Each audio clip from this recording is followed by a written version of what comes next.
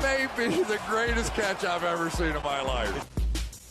Okay guys, so many of y'all have been leaving comments that this is the video y'all want to see. Y'all want me to come out with my rest of season rankings for the running back, wide receiver, quarterback, and tight end position. And I kind of figured since we're not going to be able to live stream for y'all tomorrow night, I owe it to y'all to make y'all some bonus videos this week. So might as well come out here and spend a ton of time making a running back rest of season rankings video as well as a wide receivers. The running back's going to come out today, the wide receiver tomorrow, with the quarterback and tight end. A couple things here. One, we have so many other videos that we need to get out throughout the entire week. I don't know if we're necessarily going to be able to fit them in our schedule. Not necessarily my own personal life schedule, but the schedule for uploads on the YouTube channel. Because y'all know we already upload way too much for the YouTube algorithm. Really, there's a reason we're the only channel uploading 3 to 4 times a day, as well as live streaming for y'all every night for like 4 hours. One, it's because other people are lazy and they don't want to do it. And two, it's because if I really wanted to maximize our output in the YouTube algorithm, I would only upload 1 to 2 videos a day. But y'all know I'm coming out trying to get y'all as much content as possible.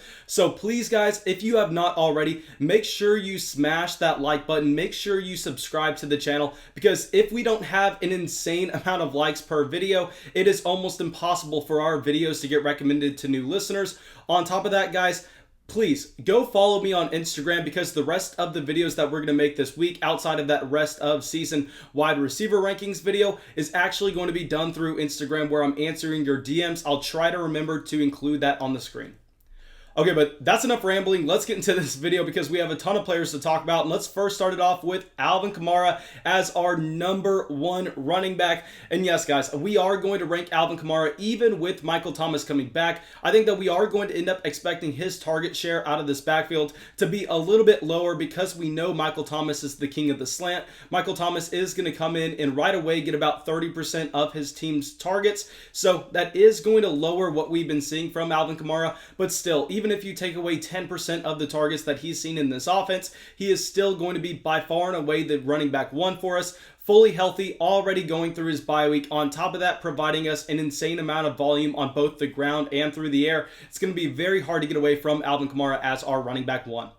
Now, our running back 2, maybe a little bit controversial here. I don't care. We are going to go with Christian McCaffrey. Now, y'all know I've been advising you to see what you can trade to get Christian McCaffrey on your team for pretty much the past 2 weeks now. And this is because McCaffrey is another one of these running backs that is going to see his team target share extremely, extremely high, way higher than what we see from pretty much any other running back in the league. And how many times do I have to say it, guys? I've been saying it for 3 weeks now when I've been trying to beg y'all to sell Mike Davis. When McCaffrey comes back, Mike Davis is going to be completely erased from this offense. Yes, I know that we've seen the coaches come out and say, oh, Mike Davis is still going to get about 30% of the team's touches. Guys, what do y'all think they're going to say? Do you think they're going to come out here and say, no, Mike Davis is a bum. Yeah, we're going to give every touch to Christian McCaffrey. Mike Davis, thank you, man, for coming in, taking a beating for us, but you're not going to have a role when McCaffrey comes back. No, they can't say that. There's no way they can say that. Mike Davis is a grown-ass man, so they're going to have to pay him some respect with some media buzz, but still, outside of that, McCaffrey is going to get the workload. McCaffrey is a running back that I think would be the running back 1 overall if it was not for the injury, and also Kamara has already gone through his bye week and McCaffrey has not. Now, our next running back, Derrick Henry, another running back that's already gone through his bye week. The problem with Derrick Henry and why we can't rank him ahead of Christian McCaffrey or Alvin Kamara is he just does not see the targets out of the backfield. Still, it doesn't really matter, though, with the Tennessee Titans offensive line being a top 5 unit in the NFL. On top of that, we know that Derrick Henry is a big play machine, so he's someone that we're jamming into our lineup every single week, knowing that he's going to touch the ball at least 20 times in every game, and he is a threat to take it to the house. Okay, now our #4 running back, Dalvin Cook. Dalvin Cook is another 3-down running back that's getting targets out of his backfield. And on top of that, we are actually seeing the Minnesota Vikings offense score an insane amount of points just based on how bad their defense is, where we are seeing Dalvin Cook get a ton of touchdown equity with usage at the goal line. He's getting the receptions out of the backfield. He should be 100% good to go this week, already going through his bye. I think we are going to have Dalvin Cook as our #4 running back. Okay, now our number 5 running back, Aaron Jones. Now, Aaron Jones looks like he's a guy that I completely missed on in 2020. If y'all been following the channel for a while, y'all know that I actually had Aaron Jones as one of our avoids in this year's NFL draft, just because we looked at the team investment into A.J. Dillon in the second round, and we thought that Dillon was going to get usage at the goal line, and that was really going to be able to limit Aaron Jones' upside. But honestly, the Green Bay Packers are so prolific, and at the same time, we are not seeing A.J. Dillon get any use whatsoever, where I think that we have to look at a running back like Aaron Jones and just understand every week that he's healthy, he's going to be a top 5 running back. Obviously, I don't think we can put him ahead of a Dalvin Cook, a Derrick Henry, a Christian McCaffrey, with Aaron Jones looking like he could miss this week. We just really don't know what's going on with that injury, so I think we're going to have him down here at 5. Okay, now our next running back, Ezekiel Elliott. So with Ezekiel Elliott, yes, I mean, he is still someone getting the workload each and every week. I know 2 weeks ago he was actually taken out of the fourth quarter just because that game was a massive blowout. Still, I think going forward, we are going to expect that Zeke gets the carries every single game. The only concern here is the offensive line and the quarterback play. But with Ezekiel Elliott, he's another one of these running backs that gets usage at the goal line. He gets usage in the receiving game. And we know that Zeke has been the picture perfect of health throughout his entire NFL career so far. So I think while Ezekiel Elliott is definitely trending downwards, we cannot make him any lower than running back 6. Okay, now our next running back, someone that made our buy low list this week, was actually Josh Jacobs. So with Josh Jacobs, y'all know this is another one of these running backs. I mean, just look at everybody in the top 10. They all have the same characteristics. They are getting usage at the goal line, and they are getting usage in the receiving game.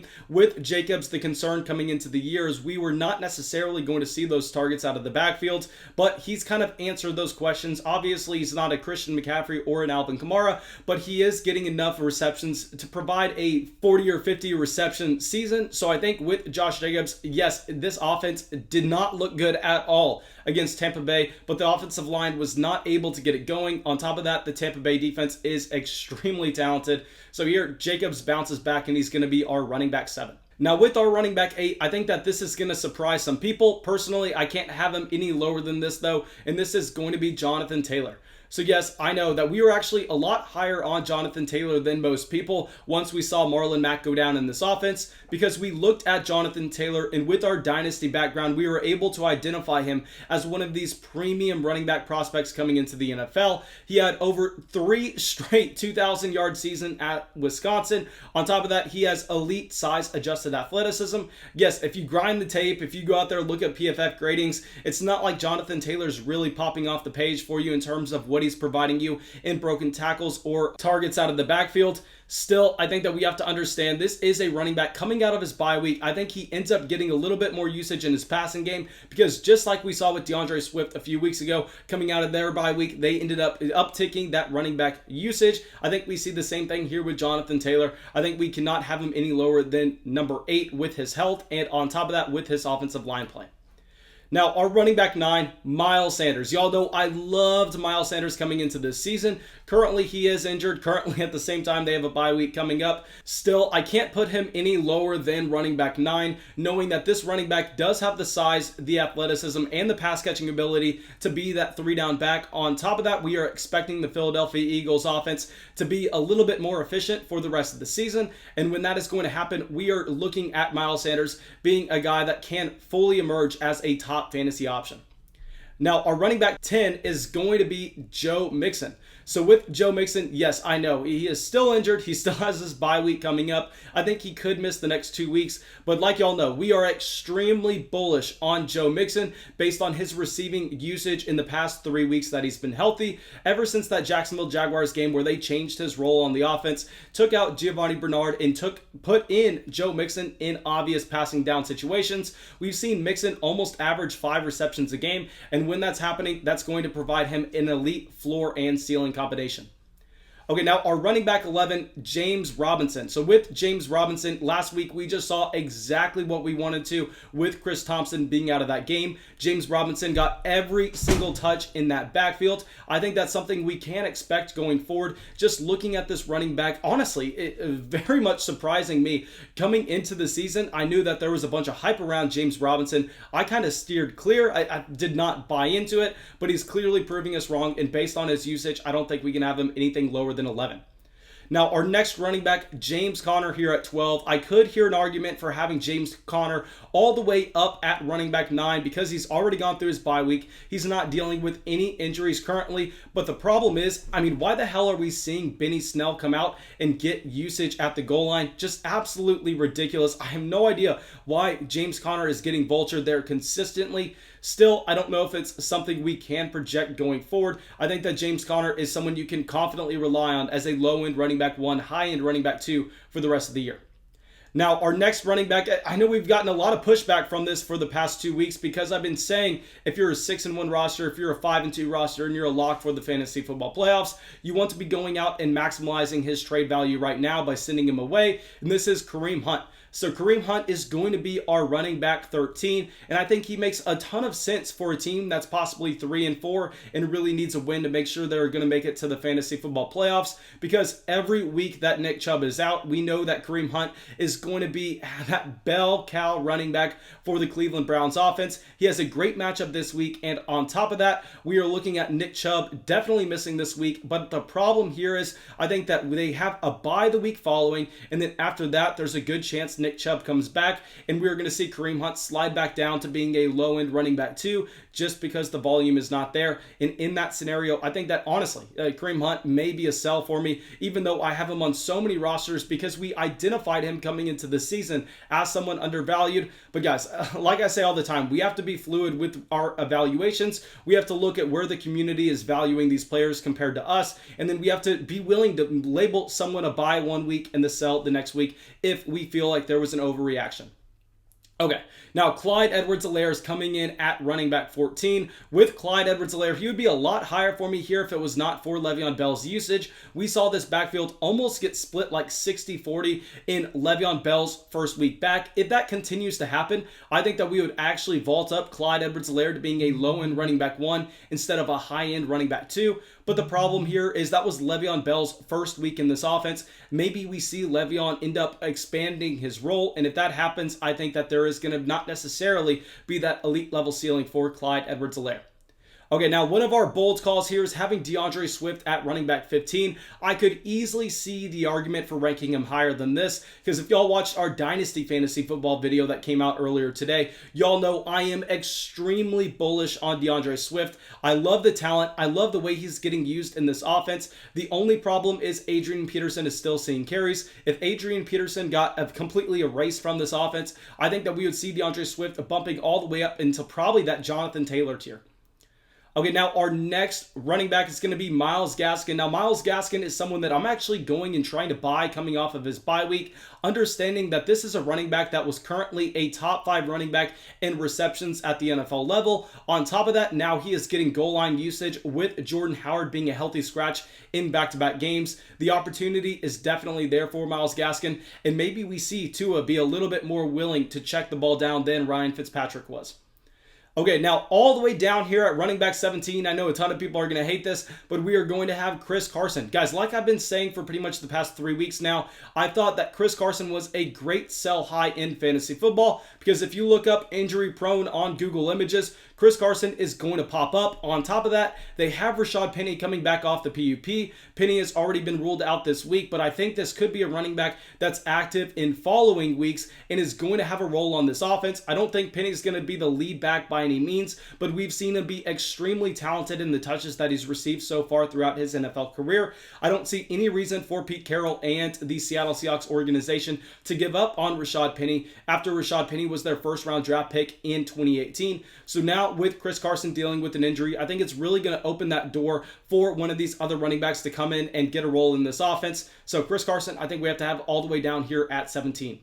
Now, our next running back, it seems like everybody has kind of finally realized that he is a complete bum, and that's why we wanted nothing to do with him coming into the year. But now the opportunity is definitely there with no Tariq Cohen in this offense, is David Montgomery. We can't rank David Montgomery any lower than this, knowing that he is consistently getting those receptions out of the backfield. Yes, he's bad, but I don't care when he's getting used as a bell cow. Now, our next running back, Antonio Gibson. Antonio Gibson is another one of these running backs that I loved coming into the season. For some reason, I just have no idea why this Washington football team refuses to use Antonio Gibson in the passing game, a former wide receiver coming out of Memphis. You would really think that they would prioritize getting him targets out of the backfield. But, I mean, that role has gone to J.D. McKissic week over week over week now. So with Antonio Gibson, I don't necessarily know if we can say that he is someone we can pencil in for that role down the stretch.